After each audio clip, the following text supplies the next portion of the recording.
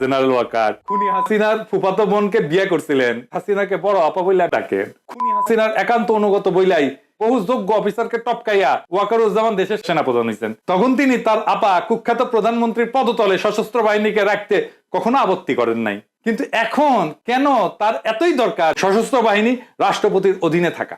কল্পনা করেন সশস্ত্র বাহিনীর নিয়ন্ত্রণ তুপ্পুর মতো লোকের হাতে। জঘন্য স্বৈরাচারিণী শেখ হাসিনার শাসনামলে অবৈধ প্রধানমন্ত্রীর কর্তৃত্বের বাইরে যাইতে চাননি, এখন কেন যাইতে চাইতেছেন প্রধান উপদেষ্টার বাইরে? তখন কি প্রতিরক্ষা বাহিনীকে রাষ্ট্রপতির কর্তৃত্বে রাখার কথা বলছিলেন? আজ এটা বলা অনস্বার্থ বিরোধী রাজনীতি। আপনি রাজনীতি করতেছেন ওয়াকার সাহেব। ইন্ডিয়ার কুখ্যাত গোয়েন্দা সংস্থা র অথবা খুনি হাসিনার মতো কেউ তাকে পেছন থেকে নাচাইতেছে।